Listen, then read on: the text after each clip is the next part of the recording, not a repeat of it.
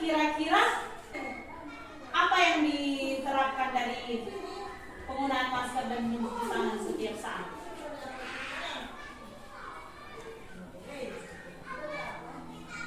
Untuk mencegah penyebaran virus. Terus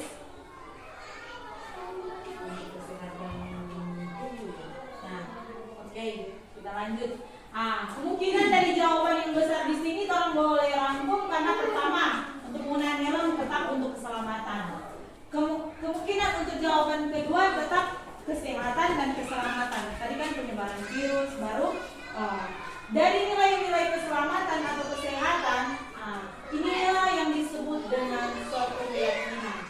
Jadi tentang nilai-nilai kebajikan bahwa menekankan pada keyakinan seorang akan lebih memotivasi seseorang dari dalam. Kenapa? Karena biasanya sebagai guru hanya menekankan anak-anak tentang peraturan. Nah, tetapi orang hanya memaksa. Kenapa memaksa? Karena kan peraturan rata-rata itu dibuat dari seorang guru. Tetapi keyakinan ini orang menerapkan kepada siswa, yaitu di mana peraturan yang guru buat ada nilai-nilai nilai-nilai kebajikan yang orang rangkum menjadi keyakinan kelas. Makanya orang akan membuat keyakinan kelas berdasarkan peraturan yang ada. Kenapa bisa jadi keyakinan kelas? Orang akan memberi kesempatan kepada anak mengeluarkan pendapat. Jadi manfaat dari penerapan budaya positif dalam keyakinan kelas ada 3. Pertama, hubungan yang positif, yaitu memperkuat hubungan di antara siswa dan guru, menciptakan rasa saling percaya dan pengertian. Dan yang kedua, pengembangan empati. Keyakinan kelas membantu siswa memahami dan menghormati perbedaan antara satu dengan yang lain, membangun empati dan pengertian sosial. Kemudian selanjutnya budaya belajar yang produktif. Kenapa budaya belajar produktif? Karena dengan keyakinan kelas, siswa dapat fokus pada pembelajaran dan menciptakan lingkungan belajar yang produktif. Contoh tindakan positif dalam keyakinan kelas adalah tim kerjasama. Biasanya orang biasa bilang gotong royong. Jadi siswa saling membantu dan bekerja sama dalam tugas kelompok, mendorong kerjasama dan pendekatan inklusif dalam kelas, berarti terstruktur. Aktif berpartisipasi. Guru memberikan kesempatan mereka menyuarakan, berarti memberikan mereka pendapat mereka masing-masing tanpa orang memilih-milih, karena kan di kelas otomatis ada peningkatan, misalnya taraf pengetahuan yang paling tinggi, sedang paling bawah. Kemudian bantuan rekan. Kenapa bantuan rekan? Karena siswa dengan sukarela menawarkan bantuan kepada rekan sekelas yang mengalami kesulitan. Karena rata-rata kan orang kelas atau semua anak paling di situ ada mengalami kesulitan. Ada yang harus didorong oleh guru, misalnya saya di kelas, Aurel bantu ini, tetapi ada anak yang kesadaran dirinya mau membantu teman, walaupun hanya dengan menyalin DP jawaban, tetapi itu dia kan menawarkan kesadaran diri sendiri. Jadi keyakinan kelas ini sangat penting. Baru, cara membangun dan merevisi keyakinan kelas adalah pertama dengan diskusi kelas. Kenapa diskusi? Karena guru dan siswa harus membahas dan menentukan aturan aktual yang dibutuhkan untuk menciptakan lingkungan belajar yang ideal. Kemudian kolaborasi, yaitu kerjasama antar berkontribusi dan memberikan masukan dalam membuat kesepakatan kelas, memberikan perasaan memiliki dan tanggung jawab bersama. Kemudian refleksi dan revisi. Secara berkala, kesepakatan kelas direvisikan dan direvisi bersama untuk memastikan relevansi dan berkelanjutan dalam menghadapi tantangan baru. Tantangan yang dihadapi dalam penerapan keyakinan kelas di sini ada 3 juga. Pertama, perbedaan individual. Kenapa? Karena rata-rata anak kita atau anak didik kita, murid kesayangan kita memiliki latar belakang yang berbeda dan memiliki karakteristik yang serta kebutuhan yang beragam.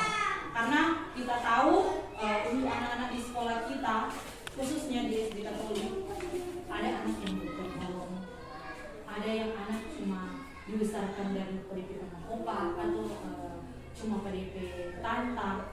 Jadi DP dampak itu ada besar. Jangan orang sepele. Baru untuk lingkungan masyarakat. Karena kan orang tahu, walaupun di rumah mereka tidak diajarkan berkata kotor, tetapi di lingkungan masyarakat, misalnya di rumah ada yang tante atau om hobi marah-marah pun memaki, tetap otomatis orang anak-anak juga akan mengikuti.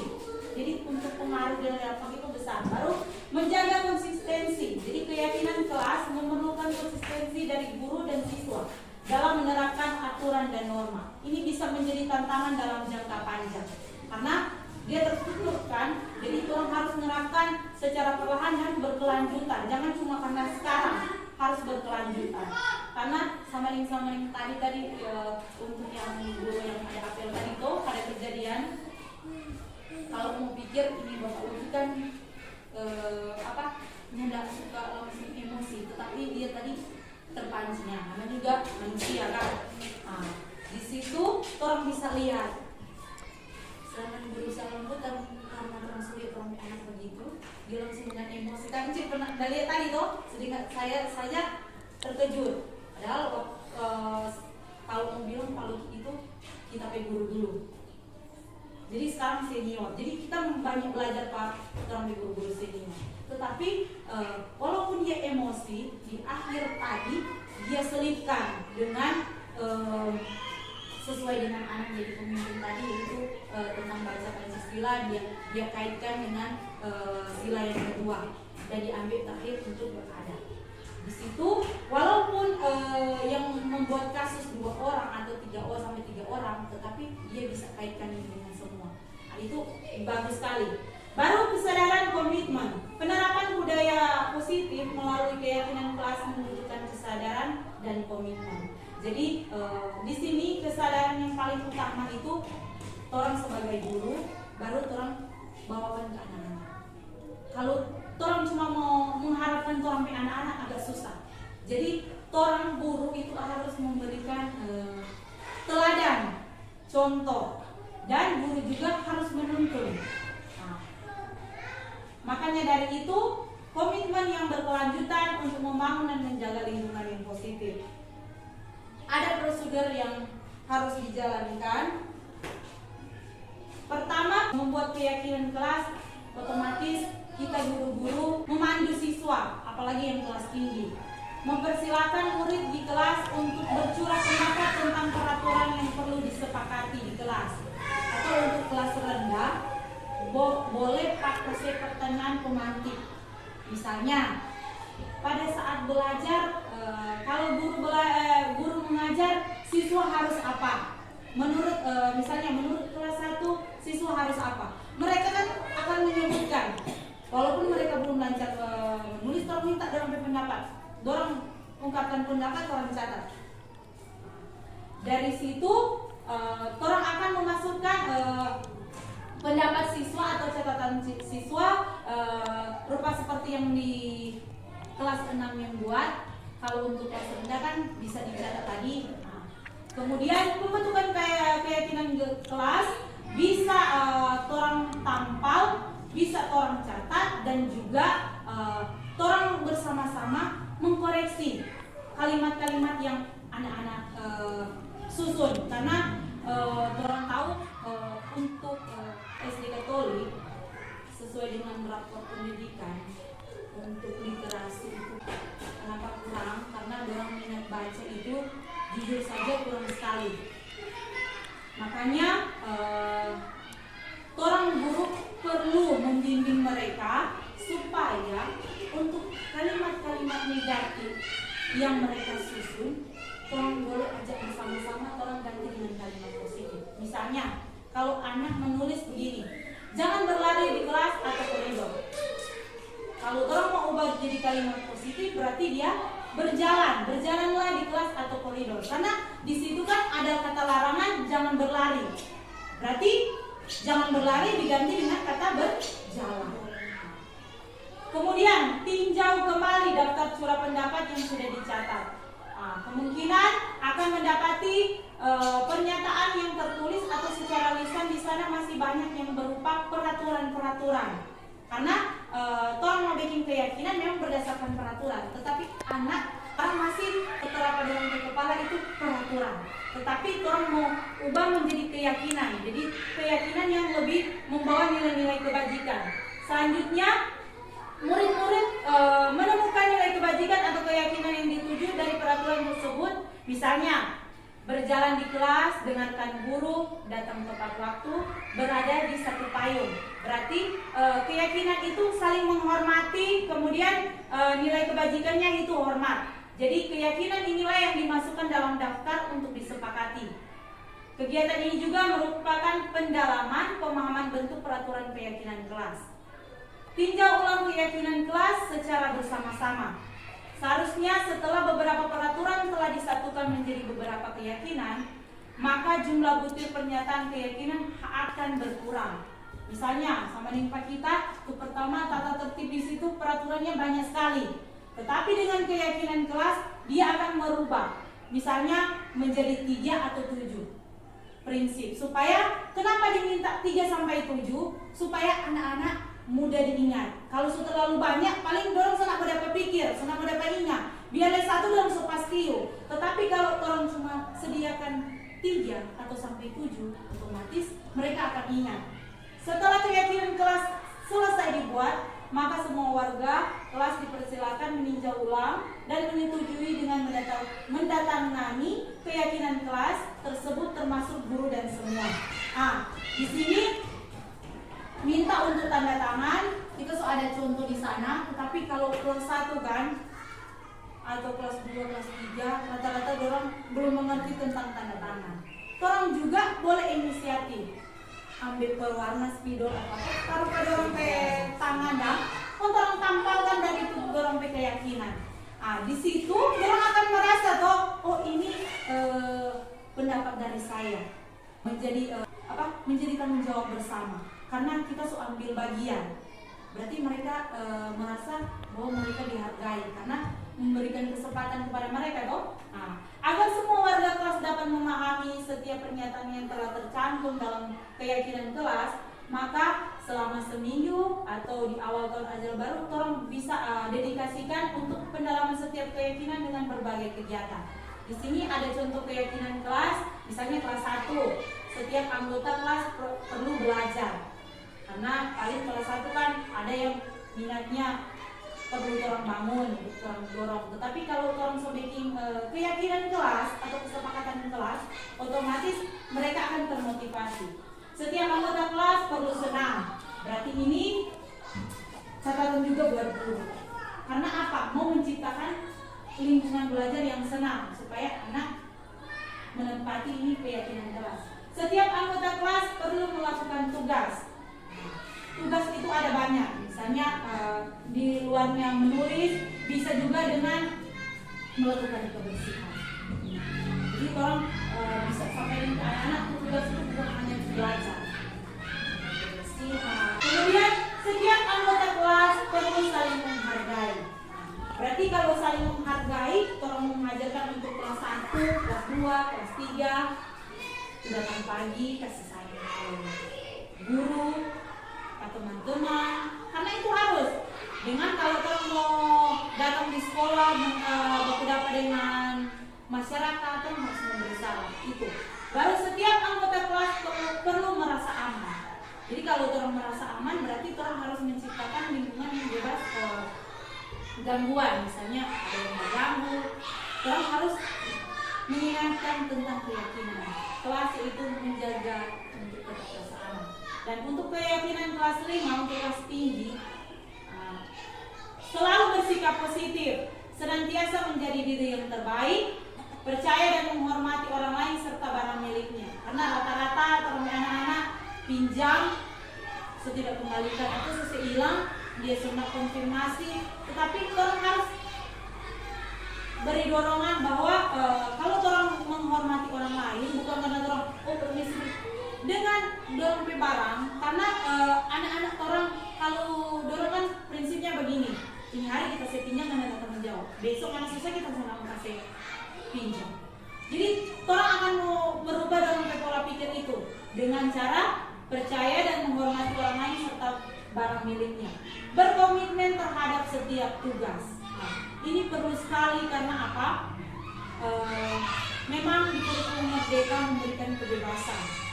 Nah, jadi anak mau bikin PR, orang guru nggak bisa bilang ajar atau mau marah, nyanda. Tetapi orang harus mengingatkan pak anak-anak bahwa setiap tugas yang guru berikan itu ada YP namanya, ada perubahan untuk diri dan nilainya. Kenapa? Karena kalau setiap tugas yang kamu buat, ibu akan mengambil penilaian. Itu akan membantu kamu sebentar kalau dia akan mengalami nilai rendah. Itu kan satu motivasi. Kemudian kalau orang bilang untuk setiap tugas, misalnya siapa murid yang rajin buat PR, orang sebagai guru pasti akan, misalnya kalau kelas rendah itu berupa penghargaan, berupa bintang. Kalau anak misalnya rajin buat PR untuk hari ini, terdapat bintang. Hari berikut, jadi murid-murid lain termotivasi, oh kapan kita mau dapat bintang. Soalnya tapi teman sudah 2 bintang, 3 bintang, jadi itu memotivasi mereka. Kemudian senantiasa membantu. Nah, di sini tolong perlu menerapkan untuk keyakinan kelas senantiasa membantu, karena untuk kesadaran membantu teman yang susah, kalau mau pikir untuk sekarang itu sekurang. Karena apa? Kalau dorang merasa dorang sudah, itu tenang aja dorang senang pikirkan. Mau dorang mau pulang sholat atau enggak, dorang senang peduli. Yang penting dorang utamakan dorang peduli sendiri. Makanya dorang perlu terapkan itu karena masih berkaitan dengan profil pelajar Pancasila. Dan untuk kesimpulan, jadi penerapan budaya positif melalui kesepakatan atau keyakinan kelas adalah langkah yang paling efektif dalam menciptakan lingkungan belajar yang inklusif, saling menghormati dan produktif. Mari kita berkomitmen untuk mewujudkan bersama. Dari untuk keyakinan kelas ini, orang juga guru-guru bisa mendidik sampai anak, misalnya mereka membuat sesuatu, kalau orang kan langsung marah, oh ada begini, mereka merasa terpojok.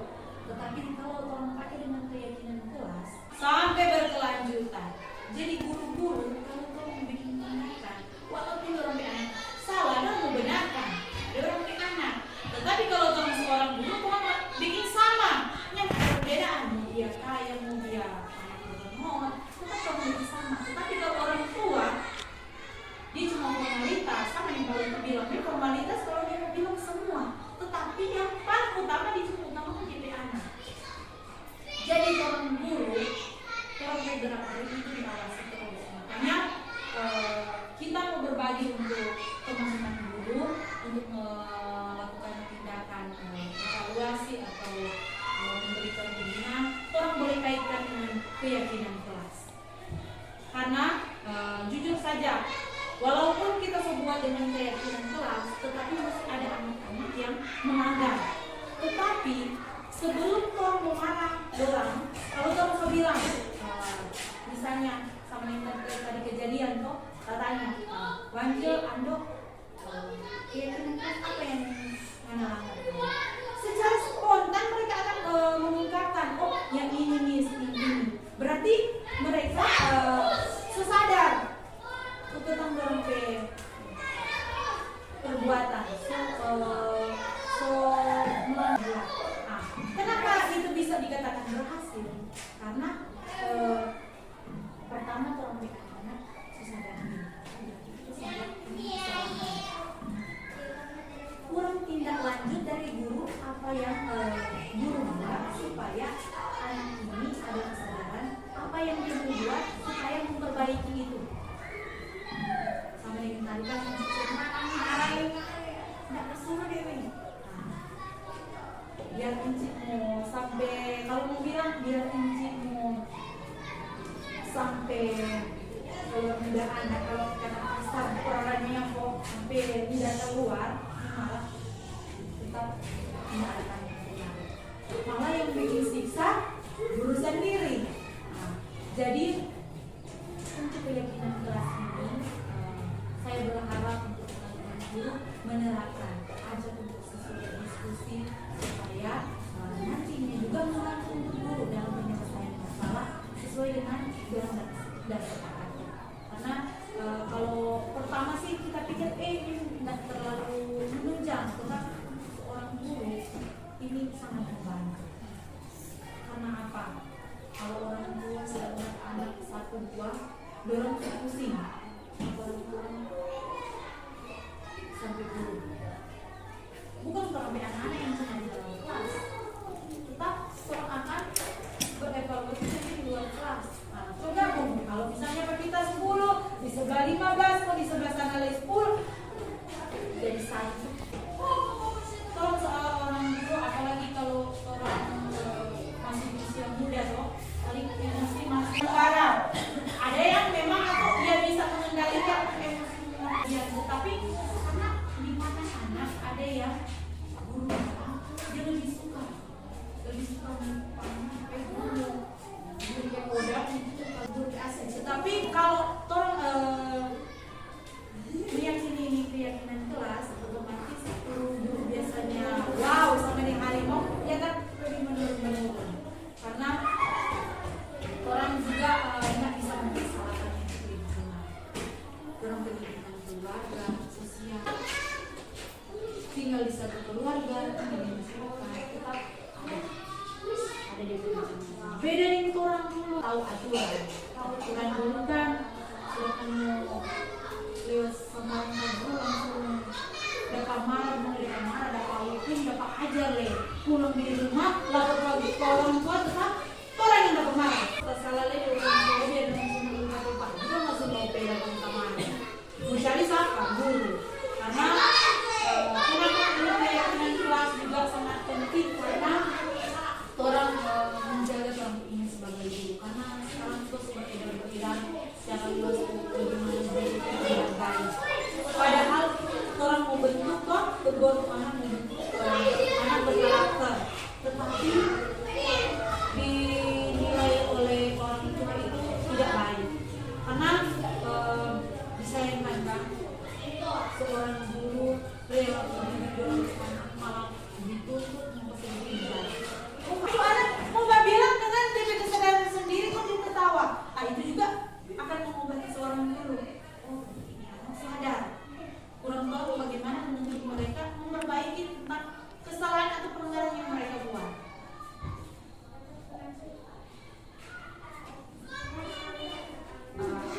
Hanya itu untuk penjelasan. Mohon maaf jika ada kesalahan atau kesalahan kata yang menyinggung atau maupun kekurangan. Mohon maaf dan saya minta pendapat dari rekan-rekan guru untuk keyakinan kelas ini. Menurut teman-teman guru untuk keyakinan kelas ini, apakah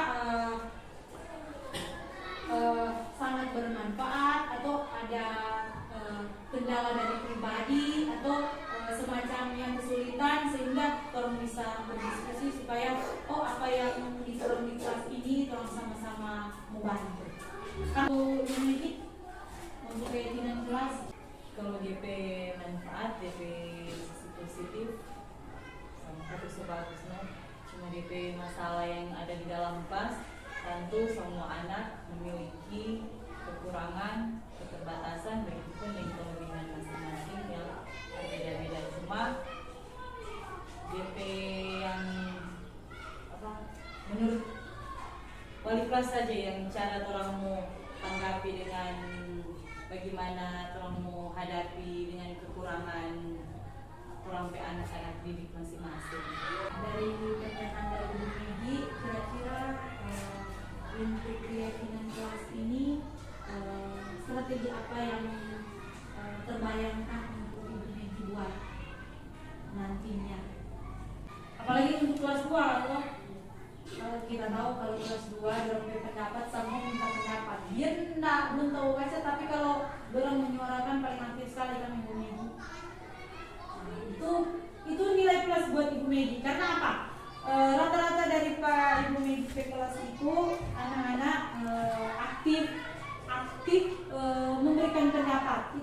sekali. Beda dengan kita di kelas 6. Kelas 6 ada yang harus tolong dorong.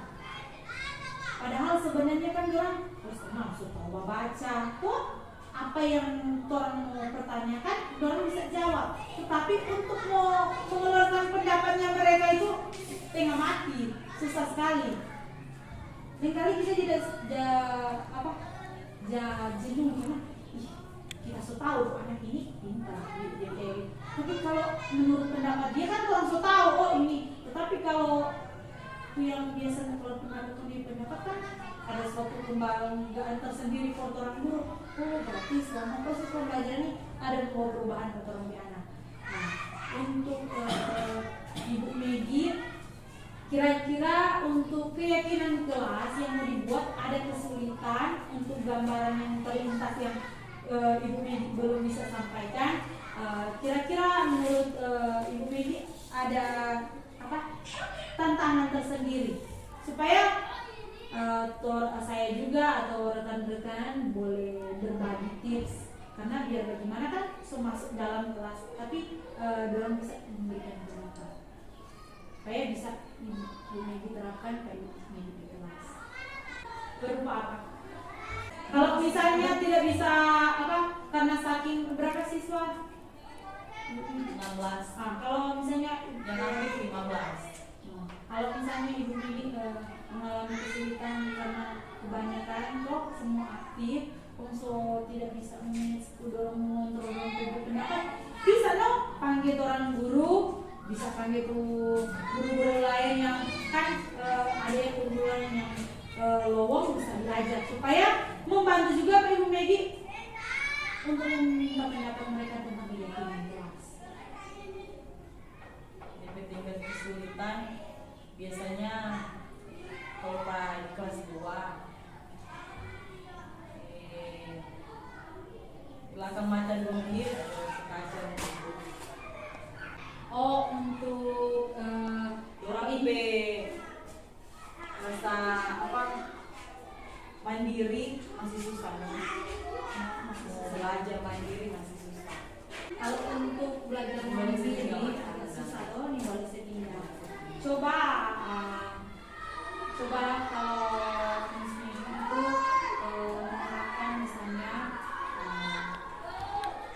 dengan memberikan pujian. Pertama, kalau anak-anak kalau Miss kasih tinggal, jadi supaya anak itu mengerti itu harus memberikan penjelasan. Misalnya kelas 2, ibu mau kasih tinggal lama, ibu cuma mau pergi kantor, mau ambil ini, mohon kelas 2 tidak ada yang ribut.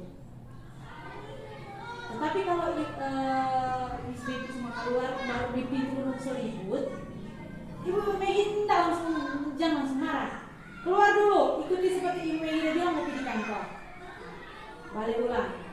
Serta balik ulang, ada kan anak tuh ada guru, berdiam. Sistem bilang munafik kok. Ada guru, berdiam. Ada tuh yang biar ada guru yang tidur. Nah, Ibu Megi terapkan terus duduk kok Ibu Megi itu diam selama semampu Ibu Megi. Pertama semampu Ibu Megi, berarti diam tanpa suara. Karena anak-anak akan menyadari, oh guru dia diam jangan gitu. Kira ibu masuk biasa itu marah-marah. Ini ibu sudah diam, masuk ke duduk diam. Otomatis dorang mau diam. Dorang sadar, kita guru ini sudah marah. Tanpa Ibu Megi mau berkata-kata, dorang diam. Yang penting pertama itu tidak bisa langsung secara total. Dorang harus berproses, bertahap. Pertama Ibu Megi yang tidak tahan, semua marah karena anak tetap ribut. Nah, di berikut lagi kalau Ibu Megi berproses paling Ibu Megi diam. Dorang butuh berarti bukan cuma 5 menit, kamu mesti balik makan dorang 6 atau 7 menit. Nah, di situ siswa akan menyadari, biasanya kita guru ini marah-marah, serta ini sudah diam, berarti ini semangat sekali. Otomatis dorang akan secara pelan terbiasa. Dari kebiasaan itu terbawa-bawa sampai akan menciptakan budaya positif yang baik. Kurang tinggal dari Ibu Megi Badian kan, Miss Badian dong sudah dia. Di situ Ibu Megi jangan marah, memberikan pengertian. Kenapa Miss Badian? Ada yang tahu Miss Badian? Karena Miss bilang kok Miss masih tinggal lama ini boleh ribut. Kenapa Miss bilang ini boleh ribut?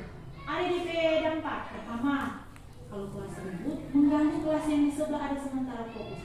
Jadi anak-anak akan berpikir, oh dari perilaku ini memberikan dampak atau efek untuk orang lain. Karena oh dari kita keributan ini memberikan dampak yang tidak fokus untuk kelas lain. Baru dari ribut ini kita cuma bisa mendengarkan teman yang lain. Misalnya dia perlu minta izin karena ribut, guru senyara dengar, murid so keluar, tuh guru semarah-marah. Jadi guru emosi itu bertambah-tambah sampai guru senang mood. Pembelajaran kita siapkan dari malam, dari jauh-jauh lagi hari, so siap, oh materi so bagus, so kasih akan permainan, so siapkan lagu, so siapkan ice breaking yang bagus. Melantaran karena tuh situasi itu sampai tubuh emosi tuh yang perencanaan dia sebagai proses itu yang berjalan baik. Jadi orang guru memang diuji. Karena kenapa diuji? Ya, karena anak-anak aktif dan bikin guru selalu diuji. Boleh? Ibu Megi, coba Ibu Megi terapkan itu.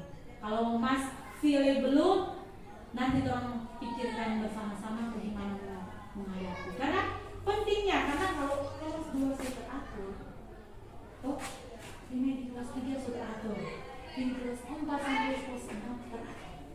Mau jadi contoh sama nih kita berenang. Mungkin karena doang kan nggak ada guru, datang kemarin kita kelas, aduh minta tolong puji Tuhan. Begitu juga Pak Miss Rita, begitu juga Pak Miss Ina. Itu juga di kelas 3. Karena apa? Nggak ada guru, cuma Pak guru sebelah. Nah itu dia beda. Kalau banyak yang bina dari pertama, sama yang bilang mulai dari kelas 1, kenapa tidak mau? Kalau Miss Rita, untuk keyakinan kelas, akankah untuk keyakinan kelas ini membawa dampak positif untuk budaya positif yang lebih baik? Kalau menurut Miss Rita? Menurut itu sih bermanfaat. Cuma kalau masalah keyakinan mungkin UPN kelas 4 ini contoh kita lihat banyak yang bersama sama sekali. Cuman nggak pilih-pilih lah, Pak Luna yang bilang ya kan cuma pilih-pilih lah, Pak Bateman tuh, contoh Bateman. Orang cuma pilih mana yang bisa, mana yang tidak bisa. Nah, habis itu dia langsung baca cerita. Oh, mana nih kita cow, ini kesebian. Lu kayak ada kebersamaan sama sekali dah. Kekompakan deh kurang. Kalau untuk kekompakan mereka itu rasa percaya masih berkaitan dengan kayak gitu. Ini percaya diri lah ya orang-orang. Ya itu guru harus memberikan dorongan. Pertama buat mereka percaya dalam diri. Itu catatan besar untuk guru, bagaimana menciptakan anak supaya percaya diri. Kemudian untuk orang berkolaborasi kerjasama bisa tolong guru jangan menonton. Kenapa? Karena orang sosialisasi materi ini siswa harus sampai tujuan, memang harus dengan tujuan pembelajaran. Tapi gimana orang berproses, ada yang rupanya nggak sesuai orang jalur yang orang buat rencana. Orang boleh alihkan, boleh berpikir di luar dari orang misalnya jangan pas orang biar orang kelas kaca. Jujur saja kalau mau masuk di kelas 6 atau menuju ke sana. Karena apa? Tolong baking doang dengan kerja kelompok, tugas kelompok. Tugas kelompok itu wajib guru membagi kelompok. Karena kan dalam masih kelas 4 masih bagus untuk diarahkan, masih perlu diarahkan lagi.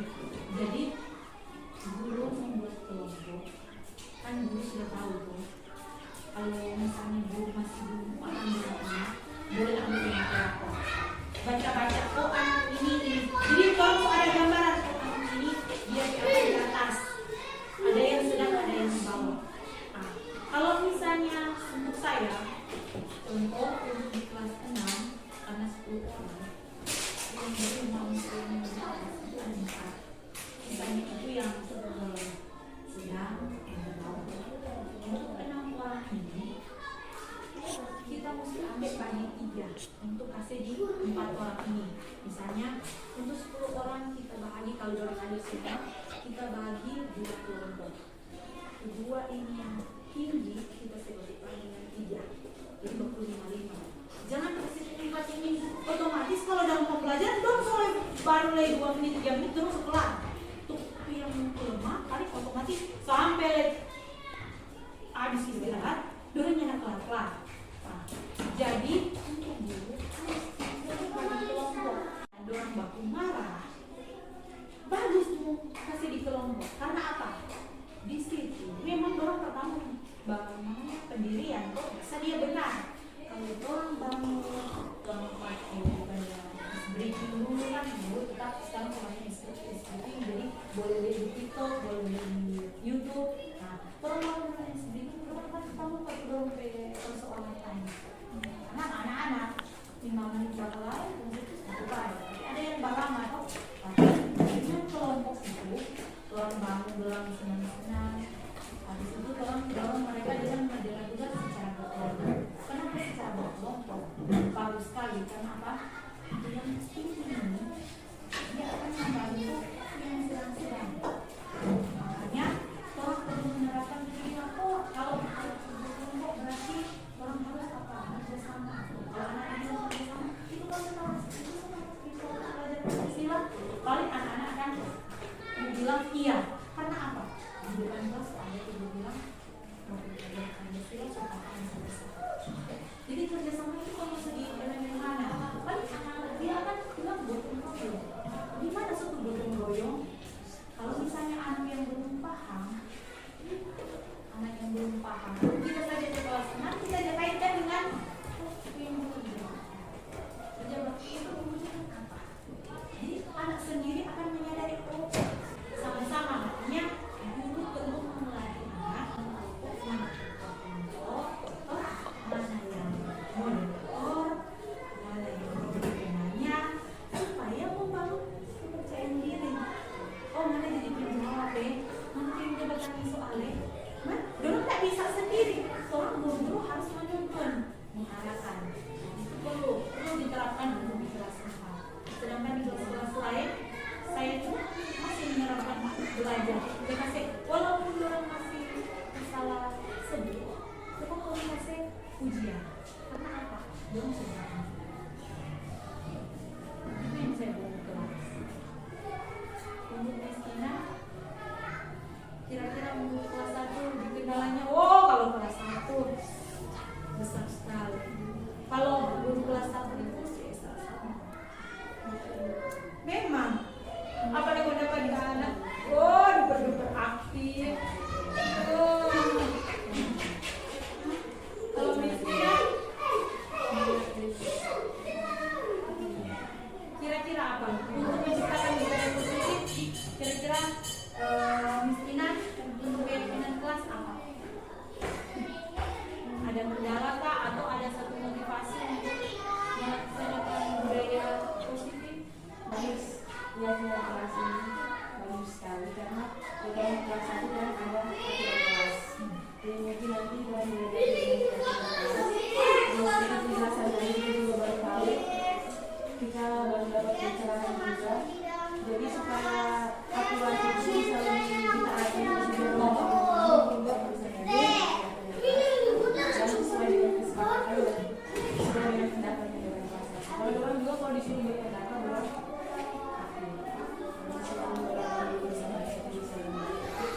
kalau untuk menyuarakan pendapat orang bisa. Jadi orang dari keyakinan kelas saya dengan kesepakatan.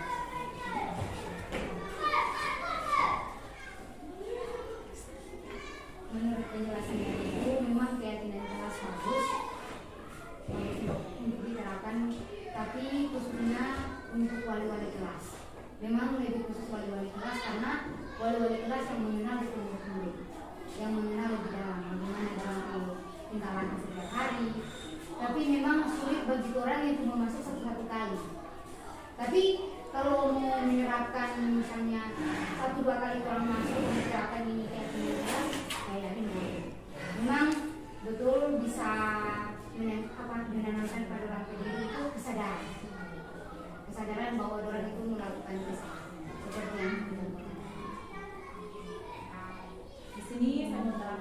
saya mau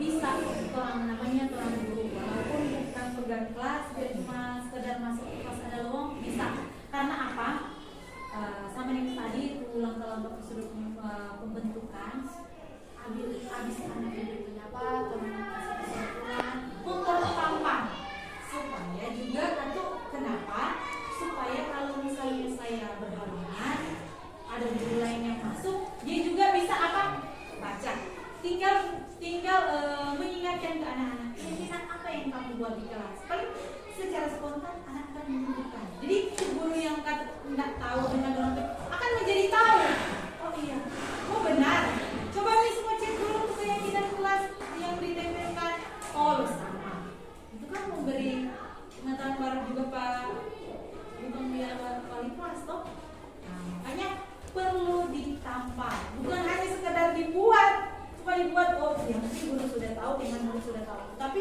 perlu ditampar supaya apa supaya anak akan baca supaya mereka akan ingat oh ini tidak boleh ini adalah untuk menilai keyakinan ini oh dia menilai kebajikan ini apa. Oke, terima kasih atas respon yang baik dari rekan-rekan guru dan juga sudah meluangkan waktu menambahkan pendapat dan kiranya apa yang kita dapat hari ini boleh orang berkolaborasi. Oke, terima kasih. Sekali lagi terima kasih banyak sudah meluangkan waktu dengan sama-sama telah membawa perubahan di dunia pendidikan.